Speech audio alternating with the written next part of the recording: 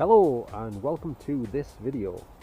Now in this video I'm going to be doing a test of this Campark X15 action camera, and I'm going to record at different resolutions and frame rates so you can see what the difference is in the quality and what the general overall quality, picture quality and sound quality is.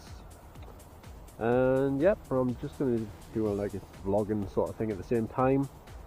And at the minute I'm shooting on 1080p at 30 frames per second, and I've got the image stabilization switched on.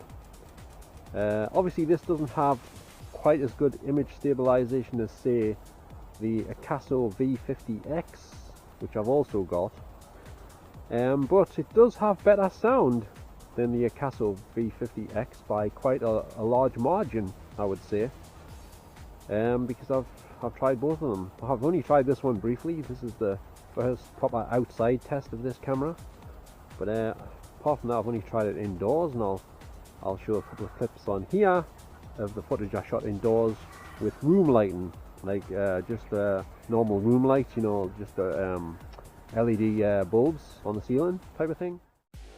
I just got this recently, which is Bill and Ted Face the Music on Blu-ray. I was going to get the 4K, but it was too expensive, so I decided to get this. It was reduced down to £6.29, I think it was, or something like that. Yeah, so that was the cheapest price I've seen it at yet. But the 4K was, I don't know, it's like £15 of this, because it was one of my mom's favourite TV shows. And this is Poldark, it's a BBC TV drama series, and this is the complete series 1 and 2 in one slim, well, regular size Blu-ray case. As you can, this is in crappy lighting, just normal room lighting. And here is Penthouse 3D Stripping Divas. This is very hard to get now. Here is 3 again with Kelly Brook. Now close that in focus actually.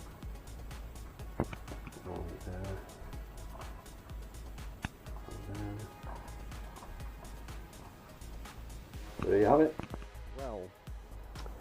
Well, as you can see here in the UK, I don't know where you're watching from, but it's almost like autumn, because the leaves on some of the trees are starting to go yellow, as you can see. So hopefully these colours should show up quite well on here. Let us know what you think and what have you. So I'm just going to walk about a bit down here. I'm in an area once again that's known, well, it used to be known as the slag heap. I still don't know what it's called these days. It doesn't seem to have a new name, so I guess most people just refer to it as the slag heap place or whatever. But so far I'm quite liking this camera, because this camera only costs £34. That's right folks, it's just 34 quid, and it has image stabilization, that's digital image stabilization, or electronic image stabilization I think is the correct term, and it also has several different resolutions, obviously, as most action cams do have. But I must point out, it is meant to be 4K, but from what I've seen online of some of the other reviews, there wasn't many reviews for this camera, but of the couple that I did see, there was like 2 or 3. That's another thing that surprises is this camera is really, like, a really good camera for a really small price. I'm surprised more people aren't using it. There's not many reviews for this here on YouTube, so that surprises a bit.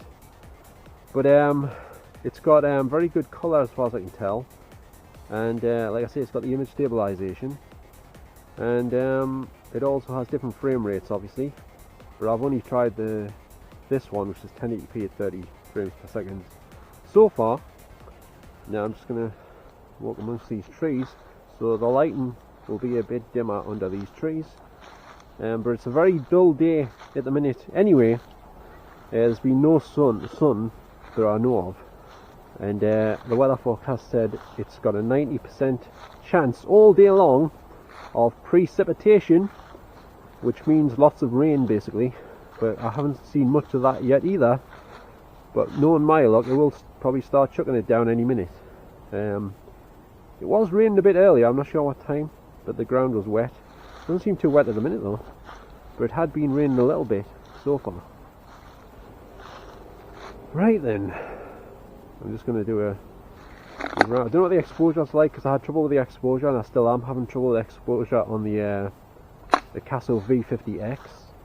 On the average setting, on the meter settings on that camera, I found that most of my footage was like silhouetted, even though I just had a little tiny bit of sky in the background on a lot of the shots where I was just in just almost complete darkness.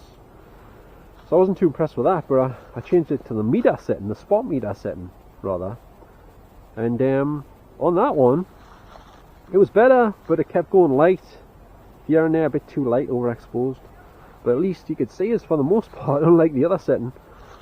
So I don't know if I've just got a faulty version or what, but the thing is, I haven't tried that camera on the other setting, which is called, on the other meter setting, called the center setting on the meter setting.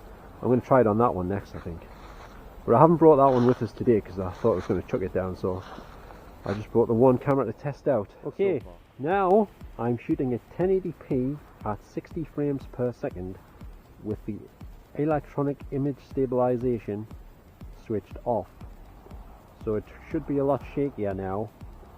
But according to Drekkie Tech, the 1080p 60 frames per second works flawlessly without the image stabilization on. But if you've got it switched on, he said that it's a bit juddery, it can't quite keep up with things, the movement and stuff.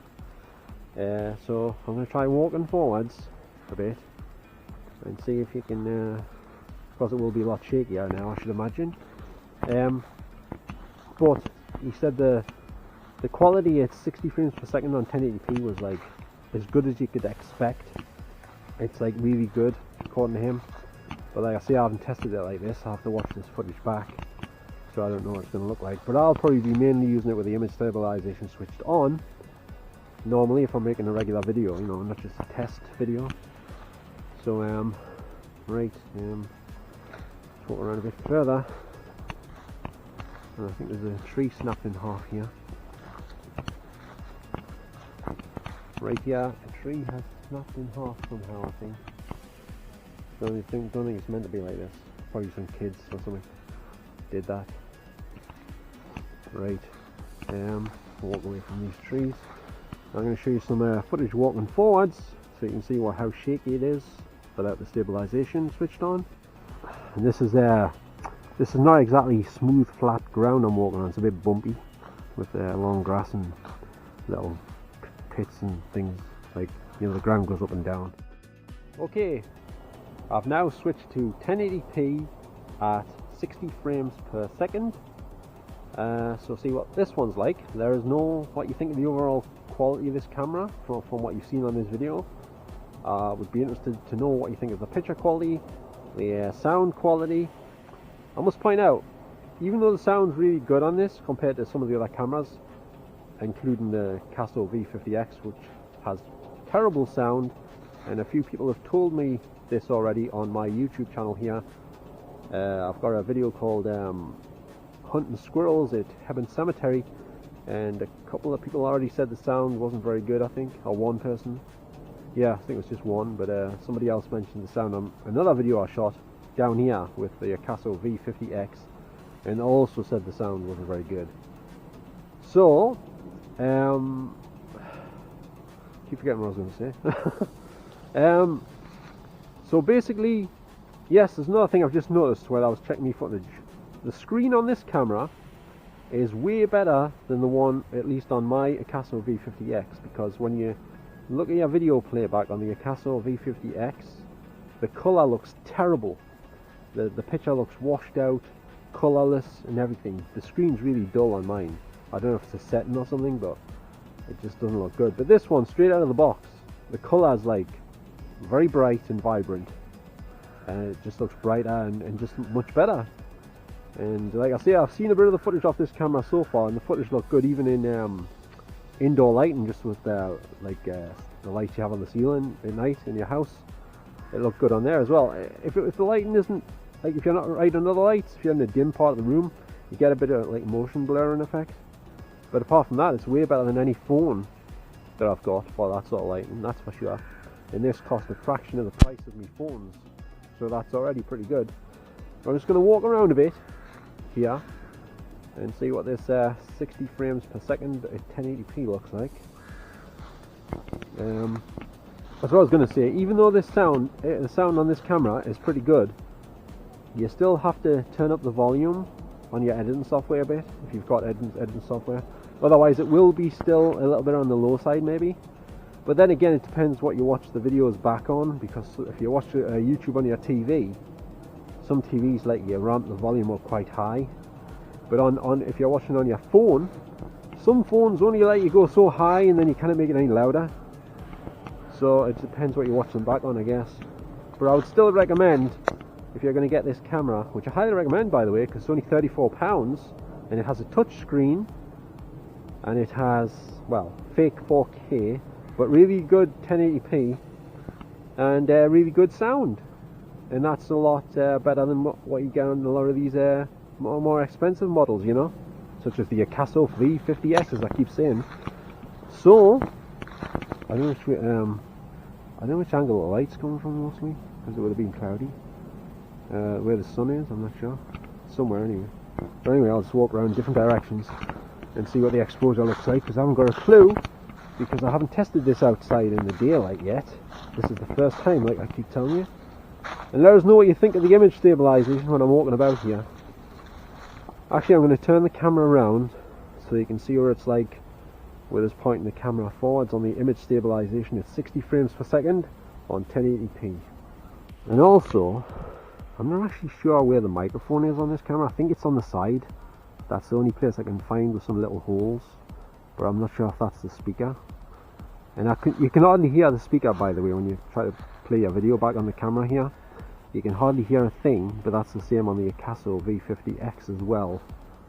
And by the way, for those of you that don't know, the Casio V50X is almost the same camera as the Campark V30.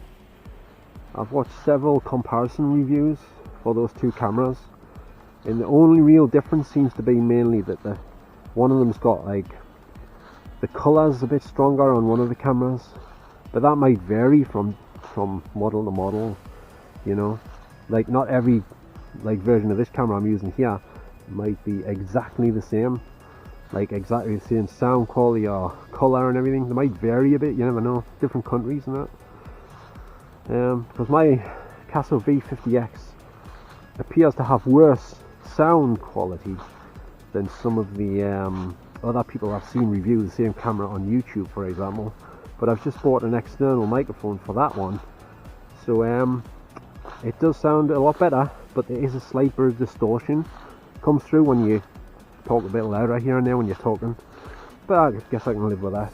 A lot clearer anyway and a lot louder than the built-in mic on the Casio V50X, that's for sure. There's the sky. Right, so I'm just gonna try walking outside of the trees just so you can see it in better lighting. I can't see what the hell the lighting's like at the minute because I've got sunglasses on. But so we're now in the full light that's available at the minute. I'm just gonna try looking outside my glasses, and it's still not very bright out here, to be honest. It's, like I say, it's a very overcast, dull day today. But I just walk down to this darker coloured tree here, and that should be enough for this bit.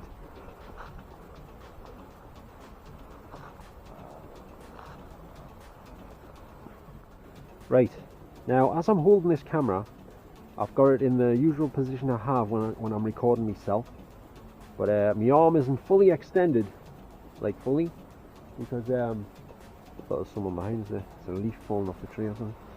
When my arm's fully extended, that's not a very natural position, to hold your arm in when you're recording yourself. But I'll show you what it's like if I fully extend the arm. And that's it. That's my arm fully extended as far as I can get it. I'll probably look like a million miles away now. Anyway, something else I noticed about this compared to the Casio V50X is the fact that the view, the wide angle lens is 170 degrees, right? But when you've got the image stabilization switched on this, the view is a lot wider than the view you get on the Casio V50X when you're using image stabilization. I prefer the wider view, so I was a bit disappointed about the Casio V50X having a narrower frame, like framing view, field of view, because it crops off more of the picture on the image stabilization on the Casio. So I'm guessing that's how the image stabilization on that model works better, because they crop more of the picture off, so there's more area for the picture to move around. Because I don't know if you know how image stabilization works, but the picture basically moves against the direction you move with the camera moving when you shake it a bit, when you're trying to hold it steady. So if it's got more border around the picture, there's more room for it to move around more to get it more steady, to compensate for all the movements you're making that you're not intending to make when you're trying to hold it steady. I know that sounded a bit garbled the way I was trying to explain it there, but trying my best anyway. Right, let's move on to the next resolution. I'm going to go back down again. I'm going to go down to 720p this time, because I didn't show you that. So I'm going to show you the 720p at 30 frames per second now. Okay, I made a slight mistake there. There is no 720 pixels at 30 frames per second. It's only got 720 pixels at 60 frames per second. So that's what you're seeing now. 720p at 60 frames per second. There's a motorbike. Hope he doesn't pass me any minute. He's coming down the other side now. I don't know if you can see him. I don't know if I caught him there or not, because obviously these cameras don't have a screen on the front, so you can't see yourself while they're recording to see what the exposure is like and to see if you're framed okay within the in the frame basically. So yep. So like I say, this is 720 at 60 frames per second. See what this is like. Shouldn't be too bad, but like I say, I haven't tested it, so I don't know what it's going to look like for sure yet. I'm in a different part of this area now to where I was on the first two bits before this. And the lighting seems a bit worse at the minute, like it seems to be getting duller, so the rain cannot be far off. But like I say, so far I'm very pleased with this camera, because I was disappointed with the V50X in a lot of ways, to be honest with you. Yes, the V50X, the Casio V50X does have really good electronic image stabilization, but my model, the one I've got, seems to have something wrong with the exposure. I'm pretty sure it does, but I don't like sending stuff back. It's such a clot, so I'll just have to make do with it and try and work around that issue as best I can. But I've always got this one, and I've also got a Casio EK7000 as well. And the difference between the Casio and this one is a few things. One, the Casio EK7000 comes with a remote control, but this one can still be operated via the app, I think. I'm not going to show you that on this video, because I'm not that very good at making these camera review things. I'll show you certain aspects, like test the video footage and that, but I can't really be doing the other stuff in the motorbikes. Honestly, I hope it doesn't come past me. But anyway, I'm still very impressed with this camera for the price. £34, you get a lot for £34. And the Casio EK7000, the sound is nowhere near as good as this one either, and it doesn't have image stabilization either. So if you're thinking about getting the Casio EK7000, I would not get that one and get this one instead, because this one's a lot better than that one. I mean, the other one's still pretty good, but it doesn't have the image stabilization. It does have the remote control, but you can still control this from the app if you download the app via your mobile phone. So there you go. Right. I had a bit of a disaster there. The battery ran out because I'm actually using the battery from the Casio EK7000 action camera. It actually fits in this camera and works perfectly. I still haven't tested the battery from the Casio V50X to see if the battery off that one works in here, because the battery from that camera lasts longer than the camera batteries for these and the Casio EK7000. So I'll test that at some point anyway. But at the minute I've plugged into my power bank here. This is this one here. I don't know how long this lasts yet because I've only just got this. But it's very small and compact. It's quite heavy, not too heavy, but it seems decent anyway. So far, we'll just see how long it lasts. But I'm powering it off that, like I say. So that's another thing about these cameras. If your batteries run out and you haven't got any more batteries with you, because you get 2 batteries with this camera. I think you get pretty much 2 batteries with most of these cameras. I don't know if you get them with the GoPros. I think you just get 1. I'm not sure. But these are a lot more cheaper than the GoPros. A lot of people are saying the picture quality is like way better on the GoPros, but I don't think it's that much different. I watched a few. It's really good, like on the GoPros, but some of these are really good as well. So I'm not fussed. You know, I'm not paying £400 for something that's just a bit better than one of these. You know what I mean? In terms of picture quality, I know the sound's a lot better on the GoPros than most of these cameras, but this one's pretty good. Good enough for me, I would say. And like I say, I got the external microphone for the Casio V50X, so the sound's a lot better now on that. So if you are going to get the Casio V50X, I would recommend getting the external microphone. You can get it from Amazon in the UK for £9.99 delivered. That's the total price you pay. And like I say, it seems a fairly good microphone. Makes the sound a lot better. And by the way, I'm having to sit down at the minute because my back's killing me. I have this ongoing back pain problem. Every time I get my camera out, my back starts killing us. But it's nothing to do with the fact that I'm holding it, because it's only a tiny little light camera. So there's something else causing it, which I won't go into here, because the people watching this are probably the people interested in this camera and they don't want to hear about the other stuff. So anyway, so I highly recommend this camera, because like I say, it's only £34 at this current time on eBay. Brand new, £34. That's the cheapest price I found it at.